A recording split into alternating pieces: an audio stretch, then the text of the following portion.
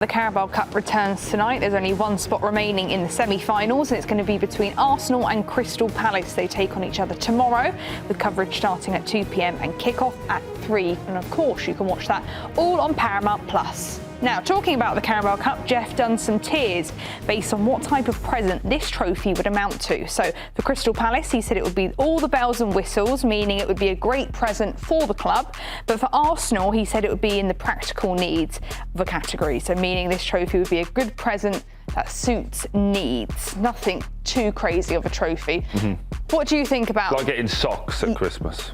Yeah, practical needs, yes, socks, I guess, underwear, deodorant. I don't know if that's a practical need.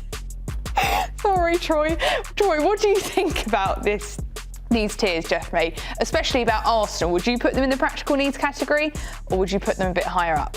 I think it's a bit higher up, personally. I think Arsenal need to win. I think they need to get used to winning. I think in a season where we've already kind of crowned them, a lot of people have in the media, that they're going to win the Premier League, one of the favourites for Champions League. Because this is in, March 16th, I believe the final is. If you imagine Man City winning that and it's close, it's that psychological edge that Man City have won again and Man City are coming again. I just feel like Arsenal need it just to get over the line and just start used to winning competitions. Okay, I'll take that. I think from a winning perspective and building a winning mentality and having something tangible for your competitive efforts. But then if you don't win anything else, who cares? You know, what would we be saying? But if they don't win anything at all? How much worse is it if they don't win anything at all and they walk away this season with just the Carabao Cup? Huge, because at least they've won something. The argument around Arteta is that he had the FA Cup, which Unai Emery's team, and all of these different things that it's kind of tainted. It's not his thing. In his first season. You get it's not his thing. But I also think as well, sorry, Hannah, I do think when you look at it, look at Inter last year, on for the treble, win nothing. Right. Now you start looking at them, you're like, can they win? And the doubts and the questions that this raises, I do think is uncomfortable. Yeah, but you look at the story behind Arsenal, the first in the Premier League, the first in the Champions League phase. I know it is only December, but like you said, Nico, for them to walk away with just the Carabao Cup, it feels like very underwhelming. They undoubtedly, in my opinion, I think they would have fallen short. Again, like they have in several seasons. Arsenal are a very, very good football team. And they've been a very good football team for many seasons. That is difficult to do. Look how many teams have one season and then they lose a player here or there and the project falls apart. And they had one good year. Just on that then, they don't win nothing, right? We're midway through the season. They come second. They go out. Let's say they go out in the quarterfinal as well. And they go out in the quarterfinal.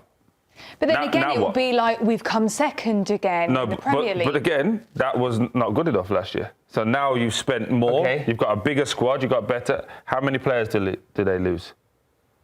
Do they lose this summer? This summer. So does a Saliba leave? Does a Saka leave? Do players start to question now, are we actually ever going to win? Does the manager come under pressure now? And there's all of these different questions that come. At least winning something shows you're on the right path to do something. In my opinion. I think they could have questioned that last year, though.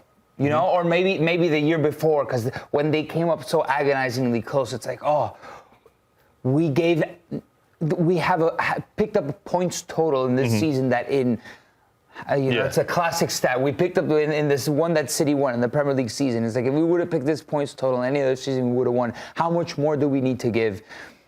I think the project at Arsenal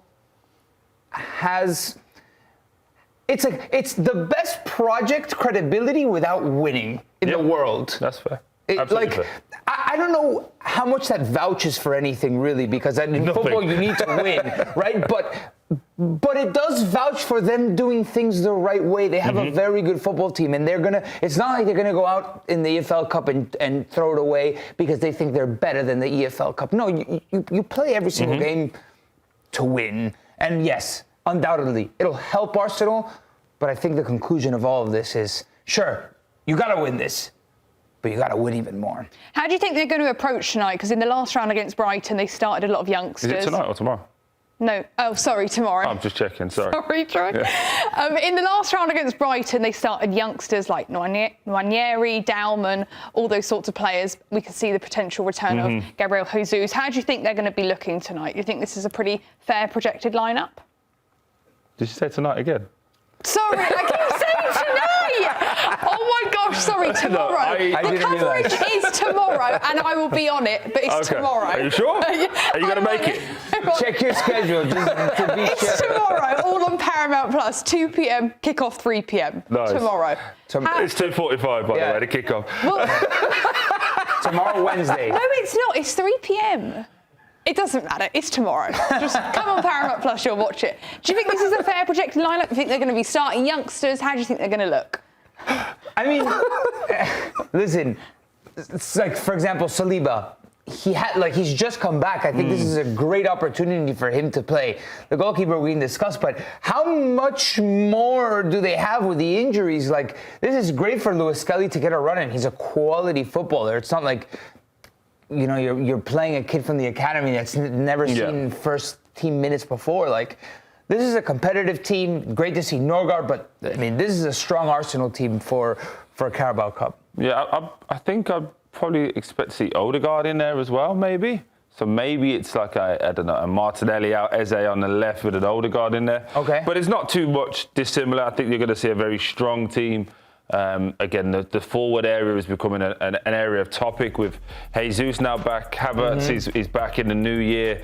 Obviously, Gyökeres scored at the weekend, but a lot of question marks about whether he's going to be the man moving forward, or do they start with Moreno further up? So, yeah, it's going to be a strong team. I really like this Crystal Palace team when they have Ismail Assar, obviously away with AFCON.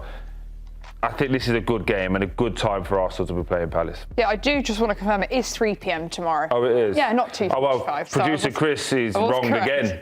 So you've got to do your own prep. Again, You've got to know that off. I don't know. Our that. schedule says 2:45. Just make sure. On Google, it says 3 p.m. Okay.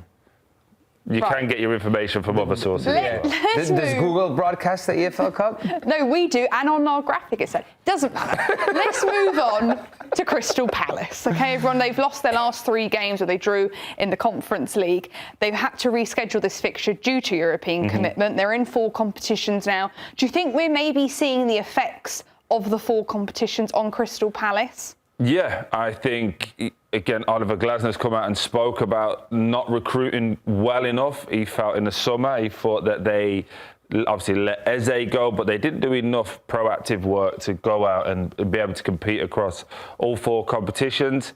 You're seeing people leave for AFCON, you're seeing injuries, which is normal. But it gets very depleted very, very quickly, this squad. And you know, they lost against Leeds at the weekend 4-1, and he was scathing. He said, if we play like this, we lose every game between now and the end of the season. He was saying they're getting bullied, it's embarrassing. But he doesn't have his best players and fittest players available. With all of that being said, they're a fantastic team to watch. Mateta is brilliant up front, keeps missing massive chances as well. And moments in games change games. And he has had chance after chance this season. I think he's got 5 or 6 goals already this season. We could definitely be in double figures with the amount of one-on-ones he misses. Pino's very interesting. But again, it's more now here. Eddie Nketiah trying to fit in on the right-hand side. Naturally a striker. Just doesn't feel the same. They don't have that natural runner without the ball. But that's, again, kind of the team they have to put out, unfortunately. Right, and now I'm thinking, like, when you don't have one of your best players in Sar, and you have fixture congestion because of Europe. And not only that, obviously playing in Conference League forced this fixture to be played 1 week later. But they also haven't been like lights out in Conference League. So much so they don't get that bye into the next round. They get an extra game, don't they?